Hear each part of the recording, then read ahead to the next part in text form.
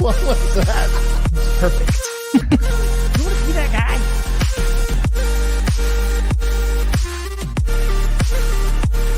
Wow. Wow. That's great. Wow. That's a good message. That's a good message. Wow. Good morning, everyone. I'm the Data Lord. This is Crypto and Coffee, where we talk about crypto and drink about coffee. So I hope you're ready to go for the day. Get your Monday all locked up and primed. Good to see everyone hanging out this morning. What's up, Just Bossy? What's up, Indo? I salute you. What's up? What's up? So I'm gonna drink some more. Hold up. That's good. Anyways, so hope you had a great weekend. I certainly did. Got some quality time with the home team, and everyone loves that. But let's get into the markets, shall we? So looking at the overall crypto marketplace, trading volume's a bit down. We're used to seeing 70, we're seeing 39 trillion right now. So it's cool. That just means people aren't decided on what's happening. So it's a big surprise, right? we're staying in step though, knowing exactly where this whole space is going over time. So appreciate you guys paying attention. Buckle up. So Bitcoin did nothing. Ethereum did nothing. Tether, we don't expect it to do anything. But yeah, it's super flat. And so I want us to go back and look at the market. This is the global market cap. And so this is like the big picture, but if we zoom in right, you can see we're getting flat right here. Like we're testing that same level over and over again. We're like right at a point of indecision. So I don't trip about it. Like Bitcoin is really the key to what's I'm like not sharing things. I'm tripping. So what I was showing you before I realized I'm a derp. I don't got Jaime to criticize me this morning, so maybe he'll show up. Who knows? So this is what I was saying. The whole markets are flat. We look at the global. This whole key point here. We're at right here. We're at that price for a while, and we've just been going sideways, and that's no big deal. But looking at Bitcoin, this is why, right? So this is where Luna took a big old dump. Everyone knows that. We've been testing that high point after this head and shoulders. We popped off right there. This is daily candles. And we tested this level, and like we said, we failed it. And so now we're finding our way down to 21. I think we'll find our way down to maybe 18, and who knows, maybe lower. Which I don't see as actually bearish. I see that as bullish. I see that as we just got another set of hands to shake up. What's up, my boy? Shows up. I see you. I'm so glad Jaime's with us this morning, brother. How are you today? Outstanding. Sorry. all love. Unoccurred events this morning, but we're good. When you're moving and shaking and you're a husband and a father, life is busy. Dude, yes, C'est la vie. But yeah, I was just going over the specific part of where we're at, why the markets are kind of stale. Like you see them just moving sideways. There's no decision being made. It's because Bitcoin hasn't made a decision yet. And Bitcoin is truly the key indicator for what the rest of the market's probably going to do. So that's right. Absolutely right. We failed this 23, from this head and shoulders pattern thing over here. We certainly failed the 25. That got punched down real quick. Yes. And so I'm really expecting us to see something like 18. I don't know how long it'll take to get there. I don't know if we'll have one of these big moves like we see, right in the middle here, or if it's going to be one of these boogie on downs where it's just dancing its whole way to the into the bank. But Yeah. Whenever we stay sideways for a while, usually Yeah. it's a pop that occurs It afterwards. snaps. So Yep.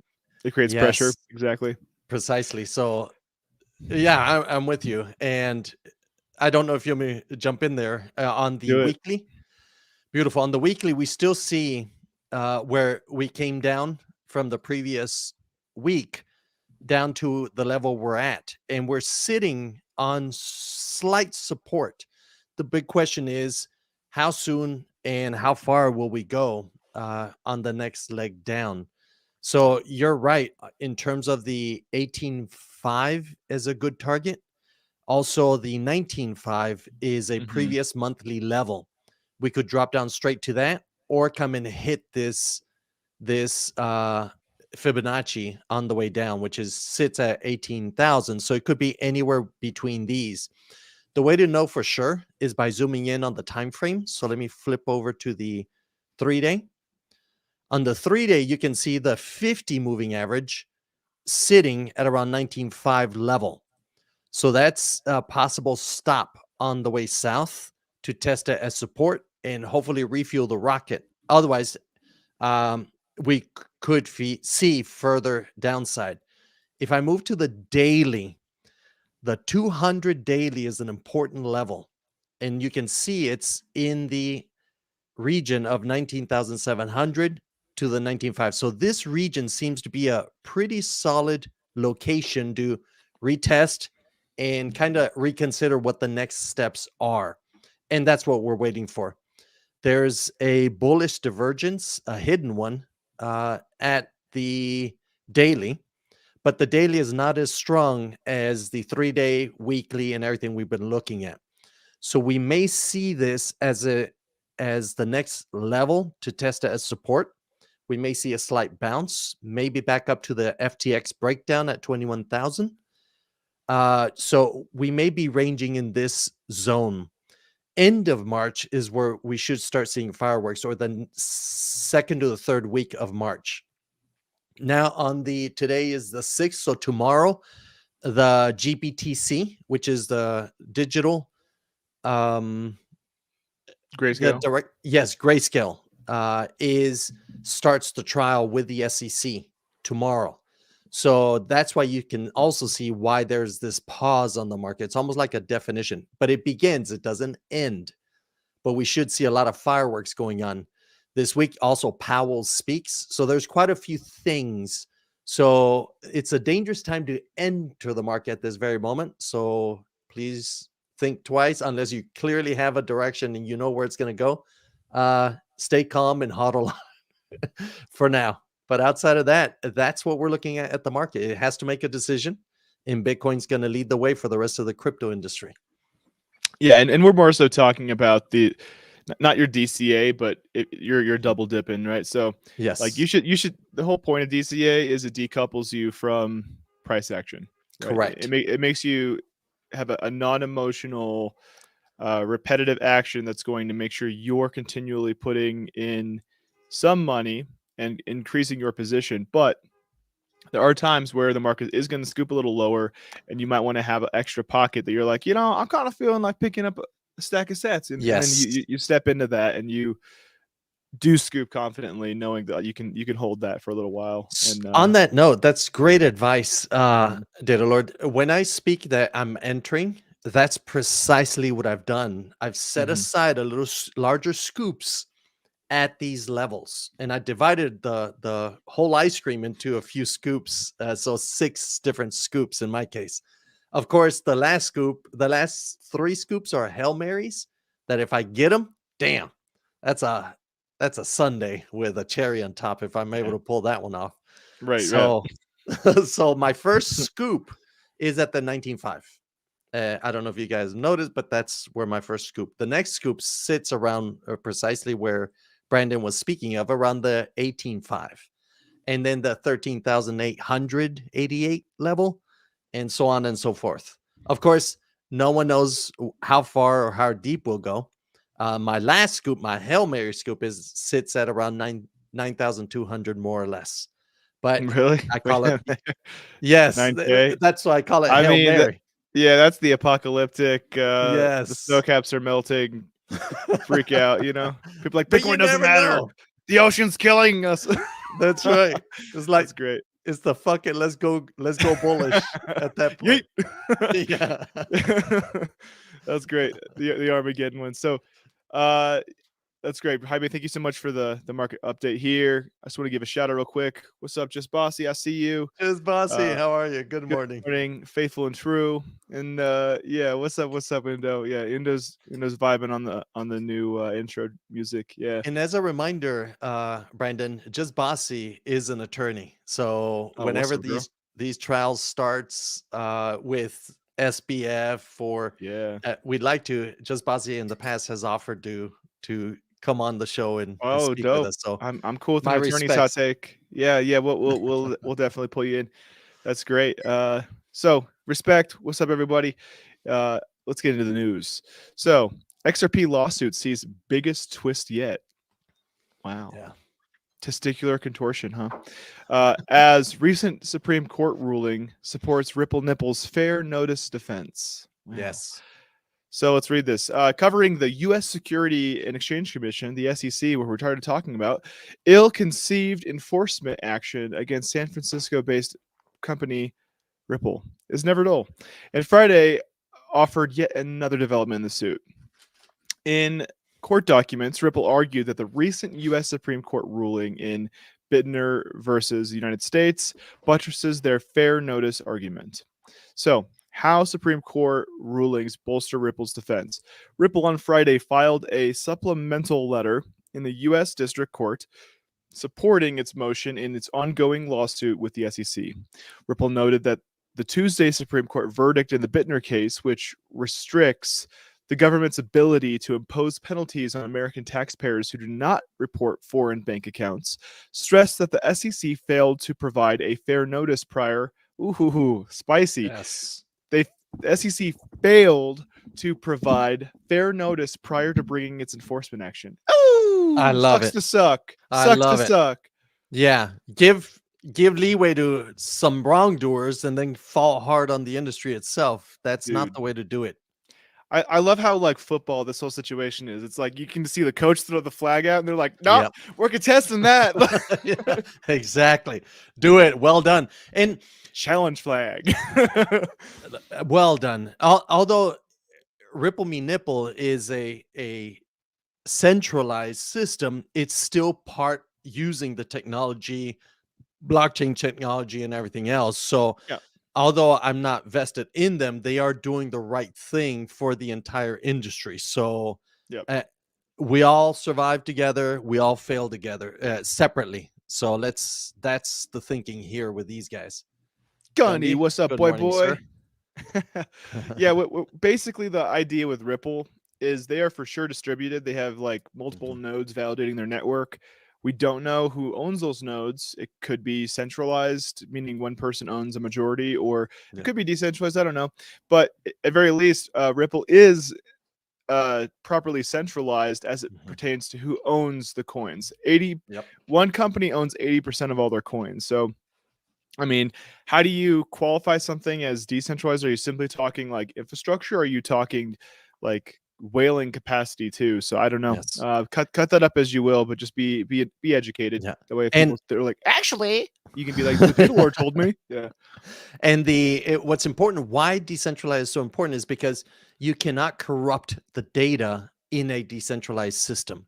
Yep. A distributed system, there is one owner or one power that can corrupt information. So that's the importance.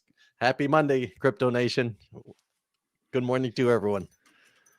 Yeah, exactly. The whole idea is that we want to make sure that everyone's playing by the same rules. We don't have a group of people who are acting, as rules for thee and not for me. Absolutely. Good morning, Boston CEO. Oh, Boston's up in the house. What's up, boy? Good morning. So let's keep reading. So I'm just vibing though that the SEC is getting the challenge flag thrown on the field. They're like, if you're gonna play nasty with us, we're gonna play nasty with you. Just careful what tone you set, buddy. You know? Yeah, and they've been playing cagey, like trying to muzzle the people they're going Yeah, dude, after. right Like there. you can't tell the public what we're doing against you. It's like, guys, that's not the way America was built. Not Yeah. that. Not this way. Yeah, I'm sipping and they're tripping. So, you Trying to understand. catch So, them riding dirty, so let's keep reading here. Where do we leave off? So, a fair warning should be given to the world in language that's the common world will understand. Imagine that legalese isn't acting as a barrier for Yeah. normal people to actually use things. And the other piece too, like we have governments to protect our rights, and when they don't protect our rights but instead infringe on our rights and do so in a way that's like deceptive and kind of like shark like, that's uncalled for, and we need to find ways to hold them accountable to that. So I'm vibing on Amen. the fact that they're getting called out here. So throughout the pre-trial phase of the SEC versus XRP lawsuit, not Ripple, XRP, Ripple's lawyers established that the SEC denied fair notice not just on XRP but crypto assets in general. Yep. So when Ripple filed its intent to submit a fair notice defense, the SEC launched a series of frantic filings to try to stop the company. The court, however, later permitted Ripple to explain its fair notice defense. This particular defense argues that the SEC did not notify Ripple. Woo! Yes. Well That its done. actions violated the law before it took legal action. Boy, get your ducks in a row. Come on, like I thought you were professionals here. The firm. Hold up a second. The fact that they're that sloppy to me says that they feel invincible, they feel untouchable, they feel bulletproof, and they don't think that they need to like actually have any pride of work. They could just sling whatever they want and no one's going to check them. And I don't think it's the entire SEC. I think it's there's a few led by buddies. Gensler, and his buddy, the advising him is SBF, since they've had these chummy relationship in the past. Yeah, So. they traded fluids in the pool. Exactly. So water, of course. The firm contended that the American that's bad. I'm sorry. You got issues. Forgive me. So the firm contended that the American top financial cop failed to formulate a clear framework for the fast-growing crypto industry relating to the application of security laws, thus causing regulatory uncertainty in the markets. Ripple has asked presiding judge to consider the Supreme Court decision at the time of the ruling whether Ripple, along with its current and former CEO, respectively broke the law by raising over $1.3 billion after selling XRP cryptocurrency as an unregistered security. Yeah. So for those who aren't privy, real quick here. So XRP is the token, right? It was made first. It was made to be proof of stake. It has lots of different nodes that are just validating it, right? And then that those same people created a company called Ripple. Ripple, it exists to basically create financial services to use blockchain technologies primarily to expedite the speed and security of the banking institutions. Okay. So that's a noble cause, but they're feigning to be a crypto company and they're not. And the other issue is that the company Ripple owns 80% of all of the XRP tokens that were ever minted. So this whole conversation is simply wrestling with this idea of like, okay,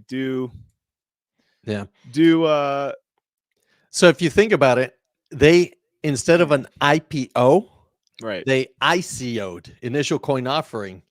And I think but did they? Because technically they're different organizations, and that's the dispute, right? Where do you cut the cake? Yes, exactly. And that's the regulatory. If there's no regulatory clarity, don't go coming aggressive, all hot and bothered, and not have a framework for this, a proper one, and give them a chance to defend themselves.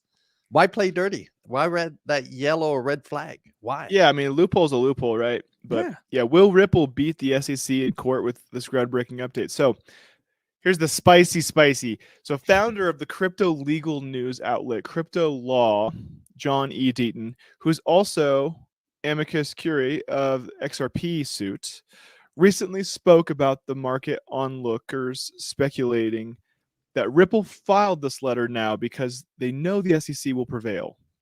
Deaton notes that the U.S. Supreme Court ruling came just 4 days ago. He claims that the court decision corroborates Ripple's assertion that the lack of fair notice breaks the due process clause of the U.S. Constitution. And that's the thing. We have a law of the land. There's due process, and if you don't follow due process, you ain't playing by the laws of the land, and the laws of the land are gonna rewind it back. That's what's gonna happen, right? Yes. And it will come up in court, and they are gonna have to go through and determine what due process might look like. So, yeah, don't get ahead of yourself. And this is kind of the same thing. Like sometimes you see like police officers pull people over, and like the cops are allowed to lie to people. Like they're not held accountable for the integrity of their statements a lot of the time. And so it's like you don't argue with a cop, for example. You just say, "Yes, officer. I'm sorry, officer. Thank you, officer," and you just like stonewall them, right? And you comply, whatever. But if they acted out of order, you take that up in court because you will win in court. I've done this so many times. Anytime I got, pulled over for something or got in trouble with the law for something, it's always been petty stuff like arson. But I'm not playing though. It was fireworks. Thank you. Me and my boys were 18. We were playing with fireworks. I lit a fence on fire. It happened. Real talk though. I am a a twisted fire star. No, but that really happens. But anyways, the point is like all you got to do is wait till you get into court, and then you make them have to prove it, right? Yeah. Like you have a defense and a due process, and you should follow it. Thank you very much. So, if District Judge Torres decides that the Ripple sold XRP as an unregistered security, this recent Supreme Court ruling gives the company fair notice defense a few more teeth, according to Deaton. Yeah. The attorney reiterated his belief that the current Supreme Court would rule in Ripple's favor, while the West Virginia EPA lawsuit alone is reason to believe Ripple will ultimately win the drawn-out legal battle, drawn out for sure. The latest ruling from the Supreme Court is the proverbial cherry on the sundae for the company's case. Judge Torres is expected to make her decision on the lawsuit anytime now, but it can extend to 2 months. Wouldn't that be convenient? Yes. Good timing. Yeah, what happens in 2 months, huh, Jaime? Many things, guys. That said, if the judge executes the summary judgment, the court ruling will have a serious influence on determining which cryptocurrencies should be classified as securities under the U.S. federal security law. Woo! I hope like you're seeing through not legal equals boring, but like this space finally gets some answers because we've been crab walking waiting for some answers, right? Because however this lands is going to inform a ton of other cryptocurrency cases because it'll create legal precedent, right? And there's a Supreme Court option. So if it comes out dirty or muddy, now we go to Supreme Court, and that should be the ultimate word for legislation and light forward. So we got to do what we got to do. So a lot of people are seeing 14th Amendment, just Bossy said, by the way. Oh yeah, real talk. Thank you for your constitutional awareness. Appreciate that. So on that same note with Ripple, our next article addresses this topic part and parcel. So people are like, yo, screw this noise. Yeah. A lot of people are tripping, saying they're just going to move their companies out of the U.S. so they're not going to be subject to this crap. We should lead, not push people out. Yeah. Do you literally see what's happening? Bad regulatory law is execution, putting people in a position where they have to just be somewhere else just to survive, just to exist. Like our execution of law. Like, I appreciate your distinction there. The laws themselves are good. It's just how people are executing them are not truly in line with the letter of the law, right? Yeah. It's killing innovation. By them, what's the term they use where they're going against these, beating the industry down instead of trying to be helpful and grow it. That's killing innovation. This innovation is now going to Asia, guys. I mean, and it's going to go to everywhere else but the United States when we should be leading this whole effort. Yeah. Yes, ma'am.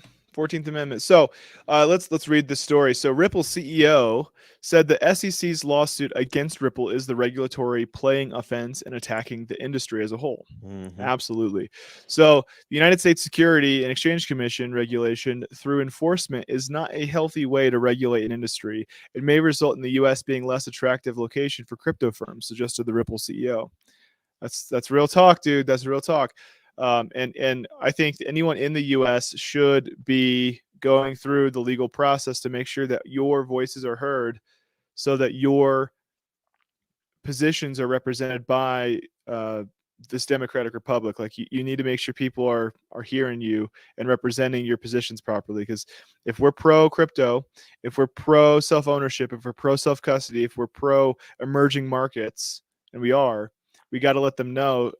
Otherwise, people are just going to create shell companies in other countries. So, in March 3rd, Bloomberg interview with the CEO of Ripple, of blockchain-based digital payment network Ripple, suggested that the SEC regulation approach puts the U.S. at severe risk of missing out on an attractive hub for the next evolution of blockchain and crypto innovation. That's too real, dude. Yep. Garlinghouse noted that the SEC's case against Ripple is the SEC simply playing offense and attacking the industry as a whole, adding that if the SEC is able to prevail, there will be a lot of other cases. And that's what we're talking about this last case about, right? He suggested that the crypto industry has already started moving outside of the U.S., given its crypto regulation process is behind other countries, even countries that have less constitutional freedoms, like Australia, for example. The United Kingdom, Japan, Singapore, Switzerland. Yeah, Japan, Singapore, Switzerland. I'm not surprised to see those countries. They're financial hubs. But yeah, the UK and Australia, I'm surprised people are moving over there. Well, I'm surprised. That's all. Culturally, and if you've been there, it's an attractive place to live, actually. Yeah, I'm just talking freedom and regulatory frameworks is all. Yeah, that's true. Yeah, because Australia doesn't guarantee all kinds of things. But notice you don't see Canada on there. Yikes! Sorry, Canadians. He commended these countries for taking the time and thoughtfulness to create clear rules for the road, adding that the approach taken by the U.S. is not a healthy way to regulate an industry. Garlinghouse recalled when he first got into the tech industry in the late 90s, there were proposals to ban the internet. You hear that? Yeah. There were proposals to ban the internet due to illicit activity. How does that stand today? If someone was like, we need to ban the internet because there's illegal activity on it. Yeah, they're trading porno. They're trading Yeah. drugs on the internet. That's enabling all that shit. Yeah, It's they're like, trading corn. Yeah. But the government refuted the idea and decided to create a framework. This is the same thing, dog. This is the internet. This is the money of the internet. Mhm. This is another protocol added to the internet. This is Web3. And so this is exactly why that is exactly relevant. This is something we should put on the back of our t-shirts, that in the 90s there were proposals to ban the internet due to illicit activity. What? That's stupid. He emphasized the benefits this early adoption brought on geopolitical basis to have Amazon and Google based in the US, suggesting that the same opportunity is currently on the table with creating a framework for crypto. I agree. And that's why I don't shut up Ripple completely. I'm not like, No, well, Ripple's not decentralized, so they suck. It's like, okay, I'm not pro Ripple. no, just identify what it is. But there's some elements here that are certainly home team, like the fact that they're kind of helping to create some framework to make sure we have good regulatory protections over the industry. That's big, actually. And look at it from a business standpoint. Garlinghouse is a businessman. So if he saw this technology and saw that he could eat Swift is the people that we're going against, which is an old established settlement layer of the banking industry.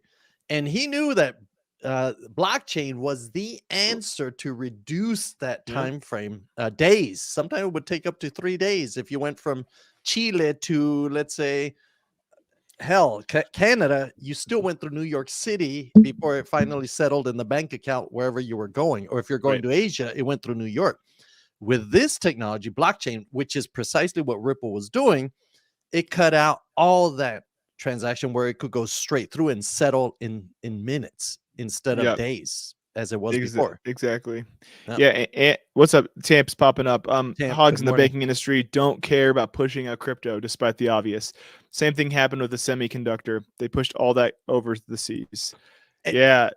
Guys, what she just said is actually happening right now. The battle that's going on. Um, a good friend of mine, he served as the CFO to National Semiconductor and Samsung in the US. And he mentioned how all of this technology, the semiconductor, which is critical infrastructure, are Chips. the advance that we had as the United States, where we dominated, all that was exported. And now at this very moment, China, if you look at the news going on over there, they just had their next huge political conference.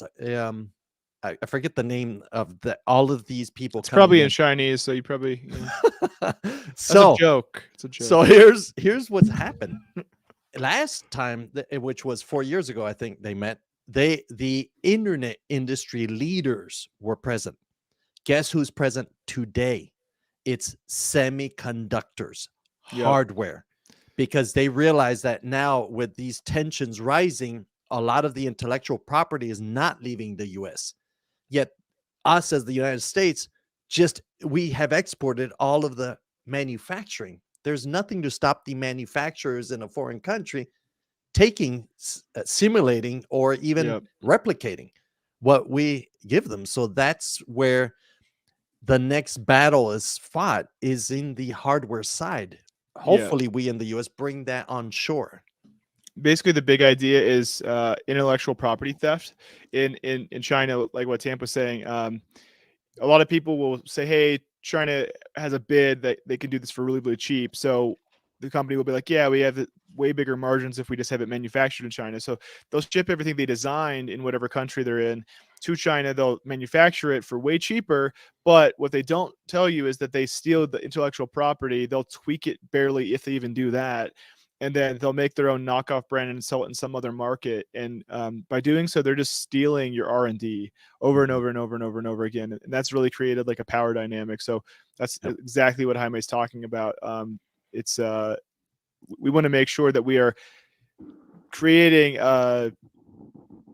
creating protections and creating an environment that fosters the innovation to stay here and to play here, right? The whole reason America was built is as an opportunity. If you had a good idea, you could get all the money, all the support, all the protections rule of law gives you.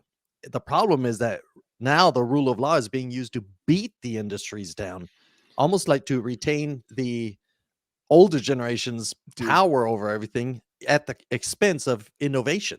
No, that's exactly what it is. It's a ruling class trying to assert themselves and create a peasant class. But Indo says those are the types of people that inhale their own farts. Yeah, they're super into themselves. They just love to smell their own turds.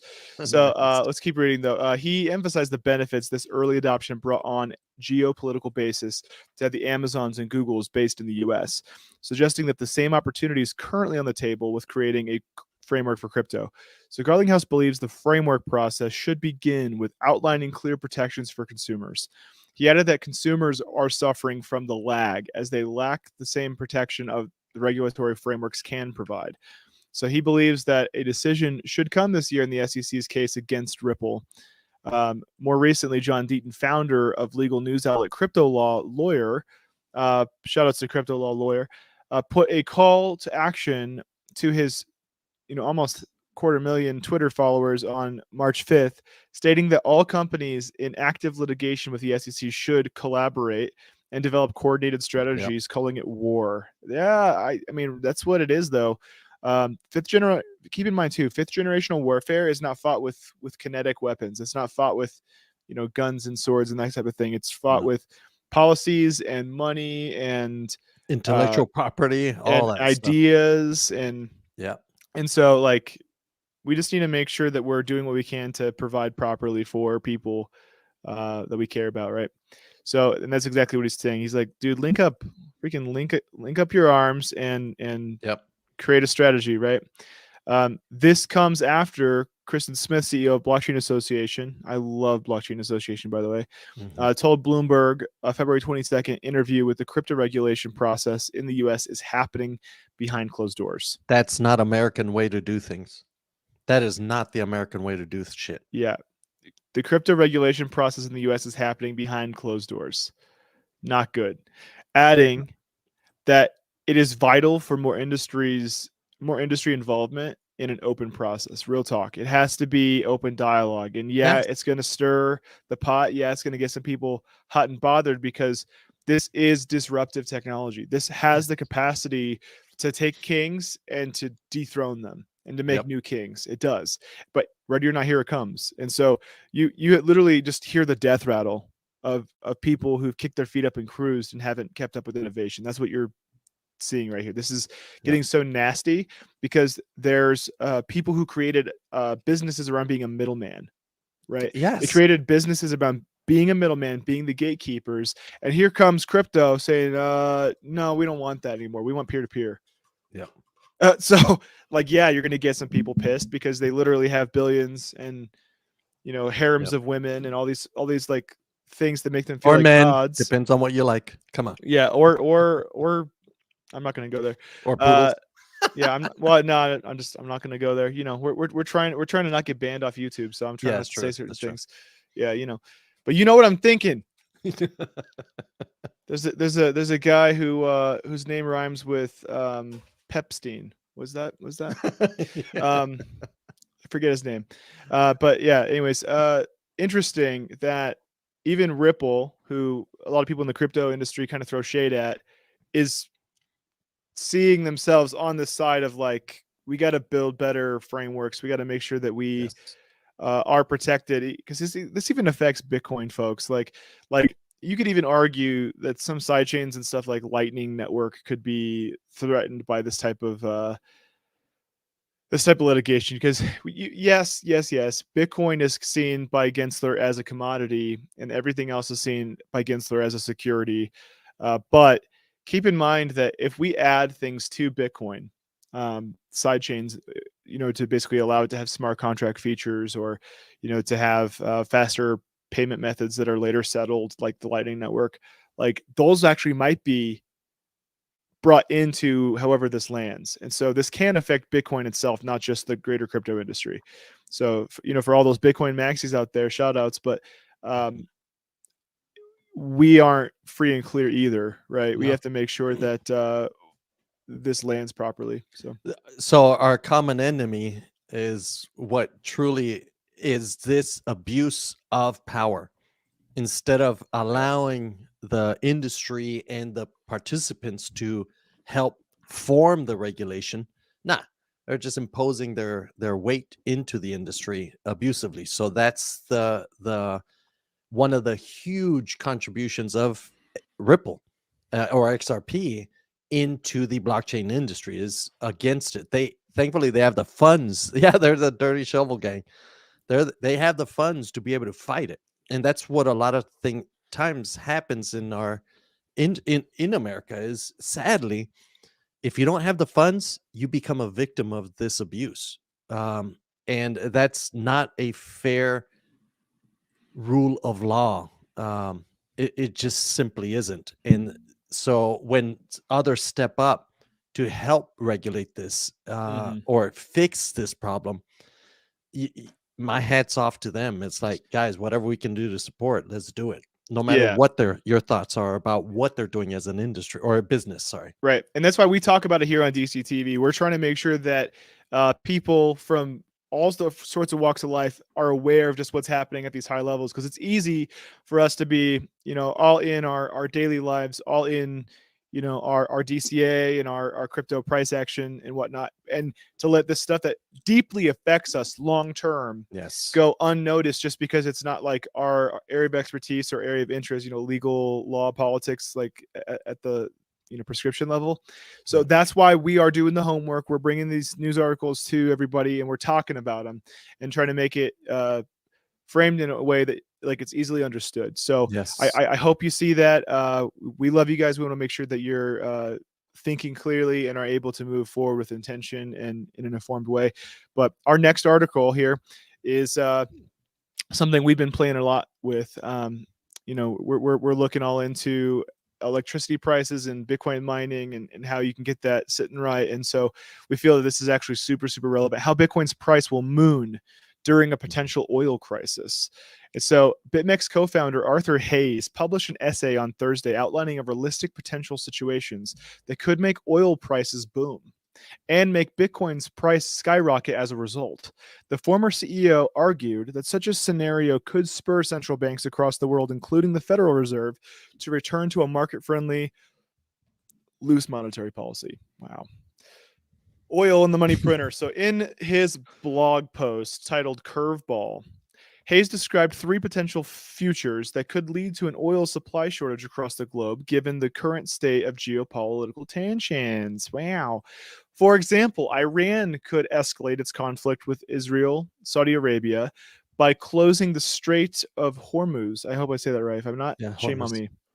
One of the world's largest oil choke points between the Persian Gulf and the Gulf of Oman. Alternatively, large oil producers in Russia and Saudi Arabia could materially reduce their oil production, or critical oil gas infrastructure could be taken offline due to deliberate sabotage. Hypothetically, we haven't seen that happen before. Hayes determined that the first scenario would be most likely since the Iranian, I can't talk right, since Iran's uranium, say that 5 times fast, enrichment could motivate Israel, Saudi Arabia to take military action against the Iranians. By closing the strait, Iran would remove a whopping 17.3 million barrels per day from global markets. Yeah, that's the 5th generational warfare stuff I'm talking about. Like you don't gotta mark anybody. You don't gotta hit him in the blow anyone pocket up anymore. You just punch them in the pocket, and all of a sudden they're your little toy. They have to do what you say, otherwise they're gonna have chaos. And you're seeing that happen. Like what happened? Let's talk about this. What happened during the COVID-19 response when toilet paper was in short supply? That was nuts. I couldn't believe it. People don't die if toilet paper is not available. I just want you to be clear with that. Like that is not life-threatening, and people devolved into animals, right? And why toilet paper? I don't get it. Man, I don't know. That's why you got a dog. No, I shouldn't go there. That's bad. Dogs like their butts. Make the kid. Don't do that. Don't do that. Lord help us. But yeah, the idea here is that like this is kind of how geopolitics are thinking. Like political strategists are thinking like, how can we cut off energy production? And if they do that, then what happens to the money of that country, right? Oh, well, too bad. If only there was some form of money that's not tied to any specific sovereign country and other commodity.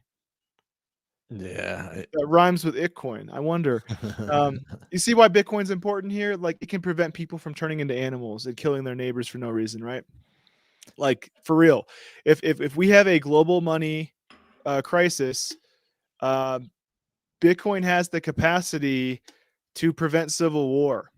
Do you understand that? Like it has the capacity to prevent society from breaking down just because of some political moves, right? Because we can be like, well, that sucks. I mean, yeah, I'm not as wealthy as I was, but I didn't have most of my money in the US dollar anyways. I keep most of my money in Bitcoin and I just move it over to the, dollar just so I have enough to pay my mortgage and that type of thing, right? And the key word here, guys, is scarcity. Scarcity is why the power behind Bitcoin. And from this article, also scarcity is going to be the key word here, because they're trying to reduce the amount of available oil, gas out there. And we even see our own internal in America trying to squelch gas.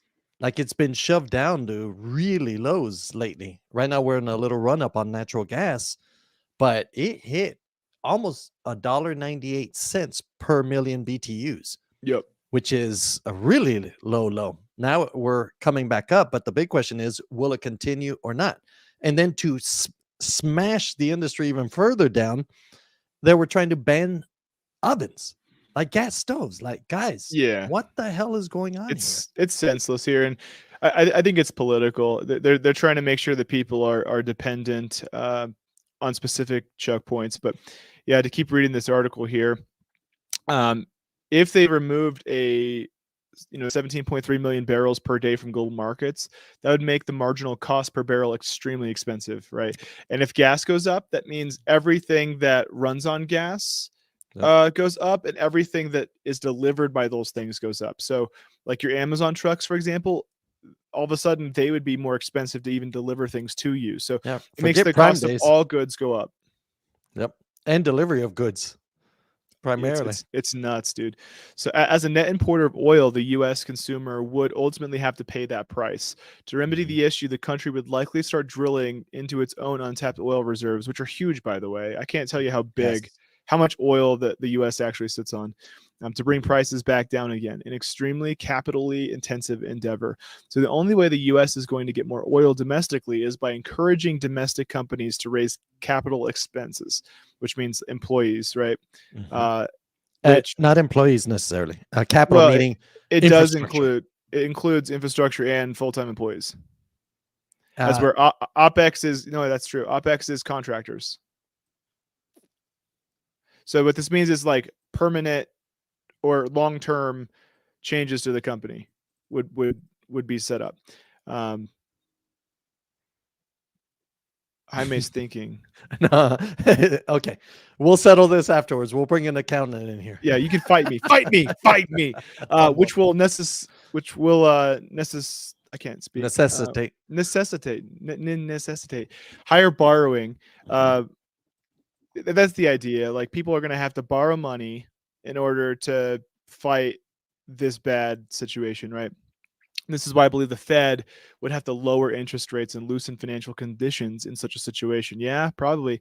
Bitcoin to the moon. Oh, right. Lower interest rates are widely recognized as bullish for stocks and crypto alike. Bitcoin soared as high as 69,000. Nice.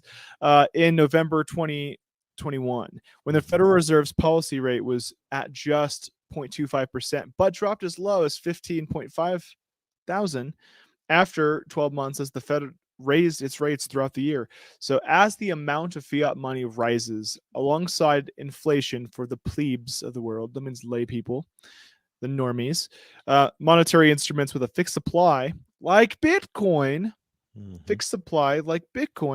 by definition become more valuable in fiat money terms. That's true. And that's kind of how we're thinking about this whole thing too. The co-founder added that Bitcoin could even decouple from equities at this time, with which it has remained highly correlated for years. That said, rising oil prices could also put additional strain on Bitcoin mining industry, which only recently returned to an average position of profit thanks to Bitcoin's rising price. And that's exactly true. Like the whole mining industry, if they weren't built for bear markets, they didn't survive.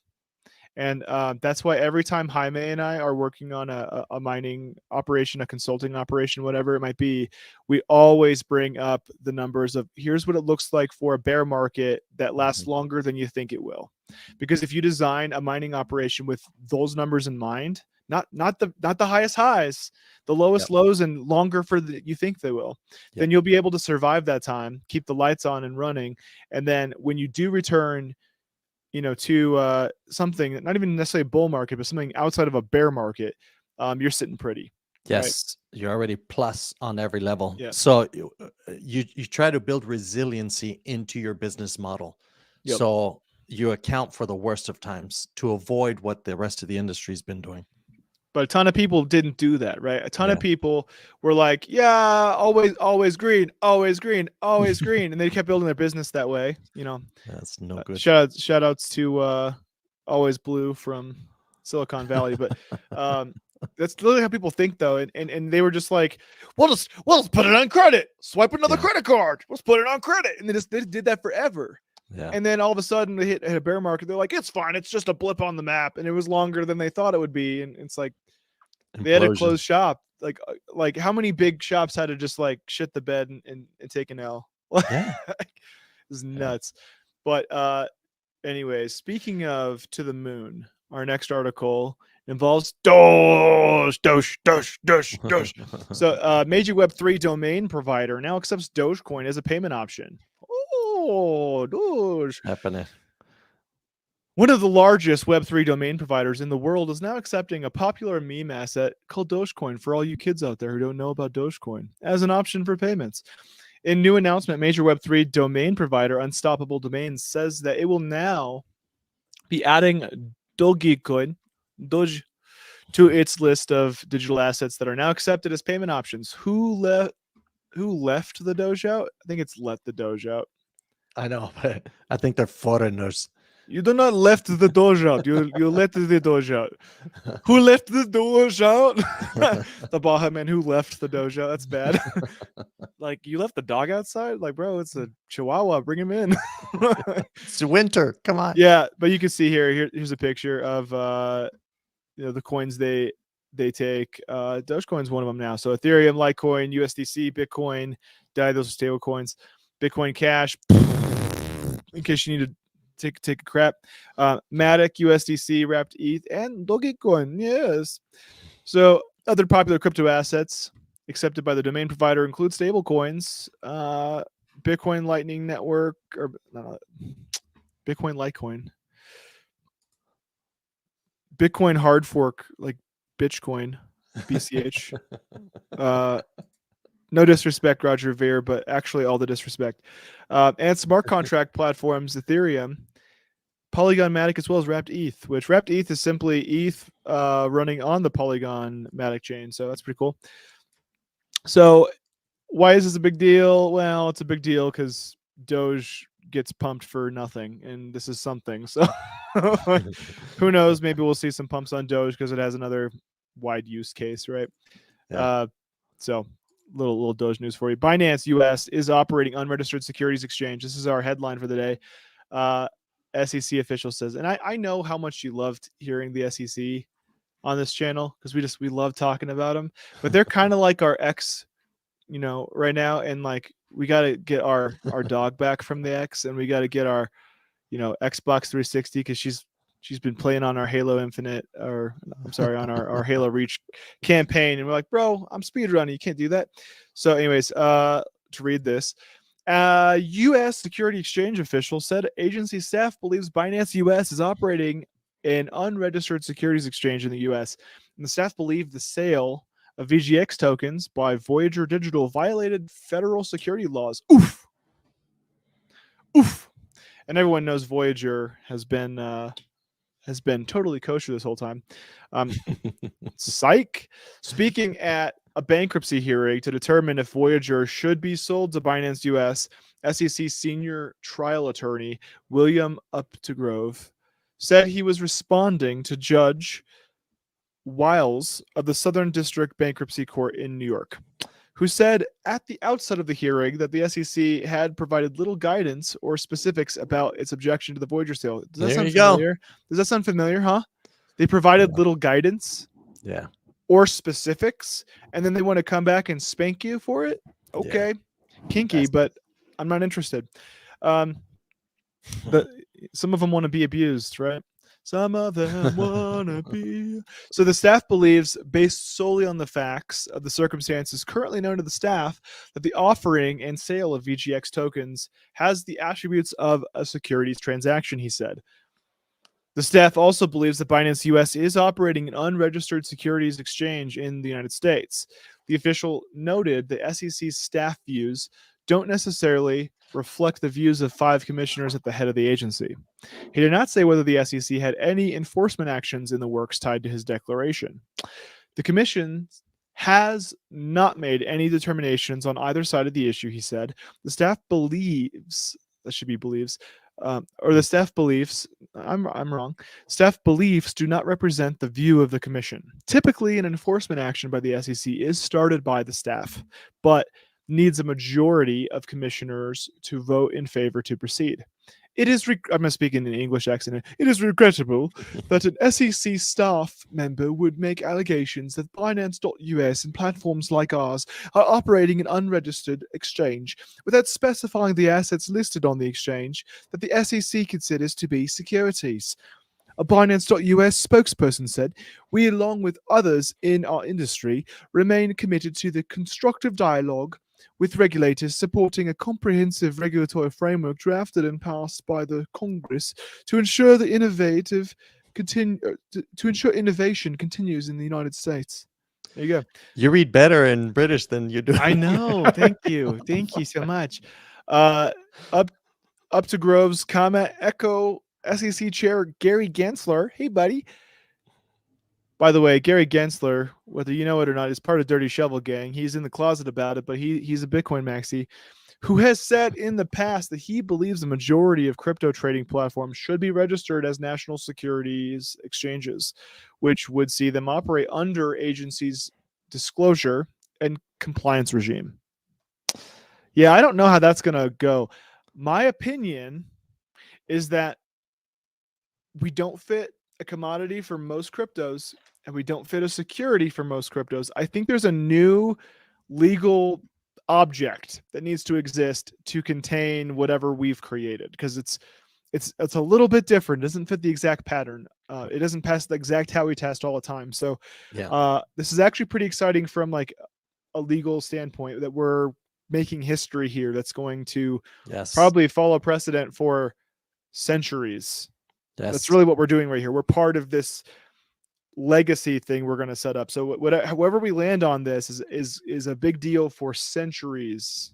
What we will not forget is Mr. Gensler abusing the power that they have and beating all the little guys around and pushing industry outside the U.S.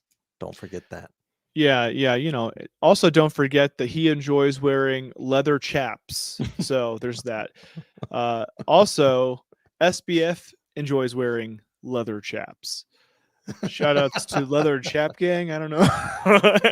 Polyamorous, those two. Yeah. With dogs. Ellison in the middle. Yeah, they give free hot dogs to the whole crowd.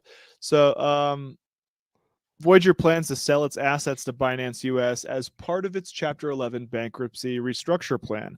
The vast majority of Voyager's creditors, 97%, have supported the proposal and have a hearing to discuss the plan. It's headed into its third day. Wow. So I know a lot of people don't have the attention span to pay attention to things that matter like this, which is fine. But if you do, you can see how you can make a lot of money on this if you can just see where it's going and have a confidence to get a big position prior to it going into a solid legal lock. So there's a lot of money to be made here if you're paying attention. And that's why we're covering this, right? Mm-hmm. Because there are some assets that do not fit the Howey test or the no Howey. But also Bitcoin is distinguished differently from its entire space. And so I know when Bitcoin's price goes up, we see like the price of other cryptos go up. But what I want you to pay attention to is the fact that Bitcoin is not a security. Bitcoin is a commodity. And right now, Bitcoin's price action's playing with the securities. But after this comes out, that may not be the case. We don't know. And so I think, especially because we're in a bull depression of Bitcoin price, you should be scooping. Mm-hmm. Not financial advice, but like just from a legal, regulatory framework view, Bitcoin, if you have a big bag of it, is going to be worth a lot more than its competitors. So once this goes in and people see how different Bitcoin is, if you have a big position, you're going to be dancing, but not for SBF. And for those of you that are not familiar with Bitcoin itself, scarcity is the key here. That's what allows it to become a store of value, like true scarcity. Back in the olden days, they used to bite the coin to see how much gold was in it. And that's how they would transact if you were a foreigner coming in. It's like, is this real gold? And they would test it. or do more limit tests because it was scarce. It was hard to get. Now that we have fiat, it's completely the opposite. And somehow everyone's been poisoned against scarcity. It's almost like, no, the US dollar is the dominant. No, guys, fiat has not lasted many years. What is it, 150 years now? I don't think we're going to go past this until there's a next reset. Probably so. Yeah, Indo said he's still working on his ticket to the moon. So Yes, sir. make sure you get your ticket to the moon. Make sure you're DCAing. Make sure you're showing up here and hanging out with us here on DCTV, Crypto and Yes. Coffee. Thank you so much for joining us here this Monday. Hope the rest of your week is rad. Keep calm and huddle on. And remember, if anything exciting happens, we'll be covering it on YouTube Shorts. We're kind of in a holding pattern, so I'm not going to spaz on that. But who knows? If something trips, we'll let you know Yep. right away. So A lot of cases running right now live. So let's from do it. DCTV with love. Yeah, baby. See you. Keep Come, calm and bud. huddle on, fellas and Keep it going. ladies and doges and parrots and sandwiches and coffee.